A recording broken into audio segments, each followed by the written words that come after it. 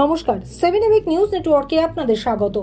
নিজের বাড়িতেই ঘরের মধ্যে রহস্যজনকভাবে খুন হলেন এক যুবক। চাঞ্চল্যকর এই ঘটনাটি কামারহাটি পৌরসভার 14 নম্বর ওয়ার্ডের দক্ষিণেশ্বর মে দিবস কলোনি এলাকার ঘটনা। মৃত যুবকের নাম অপূর্ব ঘোষ, পেশায় ফল ব্যবসায়ী। সূত্রের খবর, এদিন কয়েকজন যুবককে নিয়ে ঘরের মধ্যেই মদের আসর বসিয়েছিল ফল ব্যবসায়ী অপূর্ব ঘোষ। সে সময় পরিবারের কোনো সদস্য বাড়িতে ছিল না। রাতে বাড়ি এসে তার পরিবারের মানুষজন দেখেন ঘরের মধ্যে খাটের ওপর রক্তাক্ত মৃতদেহ পড়ে রয়েছে অপূর্বর। মৃতের শরীরে ধারালো অস্ত্র দিয়ে এলোপাথারি আঘাতের চিহ্ন ছিল। খবর দেওয়া হয় দক্ষিণেশ্বর থানায়। কে বা কারা কী কারণে অপূর্বকে খুন করলো কিছুই বুঝে উঠতে পারছেন না পরিবারের মানুষজন। ওই বাড়ি থেকে দুজন বাইক আরোহীকে বেরিয়ে যাওয়ার ছবি ধরা পড়েছে এলাকার সিসিটিভি ক্যামেরায়। দেখুন সেই ছবি।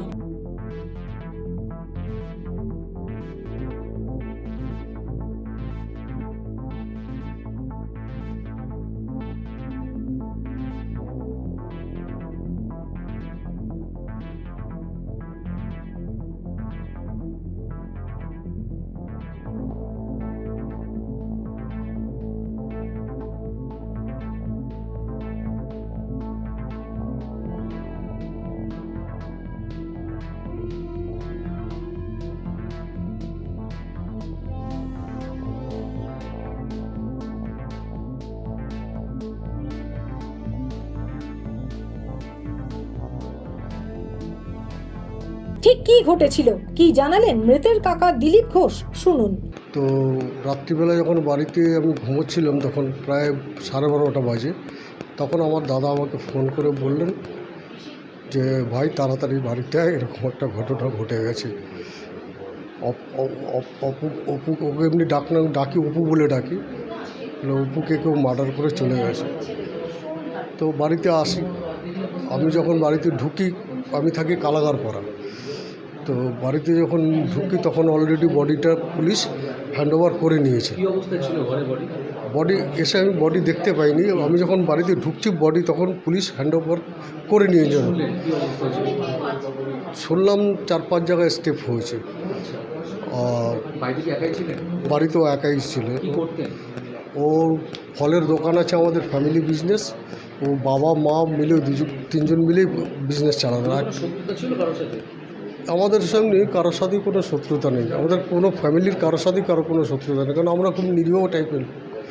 আমাদের সাথে আমাদের কাজ, যারা সার্ভিস করে, যারা দোকান করে, সকালে দোকানে যায়, রাতে বাড়ি ফিরে। আর ও প্রতিদিনই ওর বাবা মার সাথেই ফিরে। কালকে বললো যে আমার শরীরটা ভালো লাগছে না, তাই আমি বাড়ি চলে যাচ্ছি।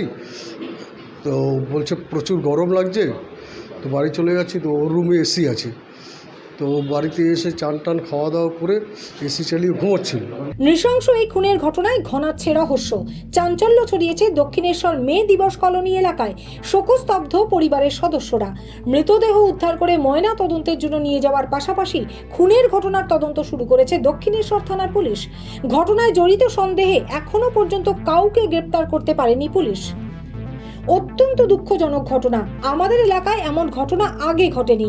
কারো বাড়িতে বন্ধু আসছে না দুষ্কৃতী আসছে তা জানা তো সম্ভব নয়, জানালেন কামারহাটি পৌরসভার 14 নম্বর ওয়ার্ডের পৌরপিতা অরিন্দম ভৌমিক। দুষ্কৃতী ছিল না বাড়ির লোক, এটা আমরা ঠিক বুঝতে পারছি না।